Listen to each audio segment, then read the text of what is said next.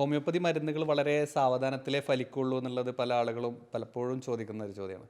ഇപ്പോൾ പ്രത്യേകിച്ച് നമ്മൾ ക്രോണിക് ആയിട്ടുള്ള അസുഖങ്ങൾ, കുറേ കാലങ്ങളായിട്ടുള്ള എക്സിമകൾ, അതുപോലെ കുറേ കാലങ്ങളായിട്ടുള്ള അലർജികൾ, അതുപോലെ സ്കിൻ ഡിസീസ്, ലിവർ ഡിസീസ്, അതുപോലെയുള്ള അസുഖങ്ങളിലൊക്കെ പലപ്പോഴും ക്രോണിക്കായിട്ട് അവർ അസുഖങ്ങൾ ഉള്ളത് മൂലം ആ കാലങ്ങൾ എടുത്തുകൊണ്ട് തന്നെയാണ് ആ രോഗവും മാറുന്നത്. കൃത്യമായിട്ട് ആ രോഗം നിർണ്ണയിച്ച് മരുന്ന് കൃത്യമായിട്ട് കഴിക്കുകയാണെങ്കിൽ ആ ഒരു കാലതാമസം വരും എന്നുള്ളത്. പക്ഷേ അക്യൂട്ടായിട്ട് വരുന്ന, പെട്ടെന്ന് വരുന്ന ഇപ്പം മഞ്ഞപ്പിത്തം പോലെയുള്ള രോഗങ്ങളിൽ, അതുപോലെ പെട്ടെന്നുണ്ടാകുന്ന അക്യൂട്ട് ഇൻഫെക്ഷൻസിൽ, വൈറൽ ഇൻഫെക്ഷൻസിലൊക്കെ വളരെ പെട്ടെന്ന് തന്നെ ഹോമിയോപ്പതി ഫലപ്രദമായിട്ട് വർക്ക് ചെയ്യാറുണ്ട്. അക്യൂട്ട് ഡിസീസിൽ കൃത്യമായിട്ടുള്ള മരുന്നൊക്കെ ആണെങ്കിൽ തന്നെ വളരെ പെട്ടെന്ന് തന്നെ അതിൻ്റെ ലക്ഷണങ്ങളും കാര്യങ്ങളും കുറയുന്നത്. ഇപ്പോൾ ഈവൻ ബ്ലഡ് ടെസ്റ്റുകളൊക്കെ ചെയ്യുമ്പോൾ തന്നെ നമുക്ക് മനസ്സിലാവും വളരെ ഹൈ ഇൻഫെക്ഷൻ ഉള്ളത് പോലും മരുന്നുകൾ കഴിക്കുന്ന ദിവസങ്ങളെ കൊണ്ട് തന്നെ പലപ്പോഴും പെട്ടെന്ന് കുറയുന്നതൊക്കെ കാണാറുണ്ട്. അപ്പോൾ അതുകൊണ്ട് വൈകിയാണ് ഫലിക്കുന്നത് എന്നുള്ളത് ശരിയല്ല.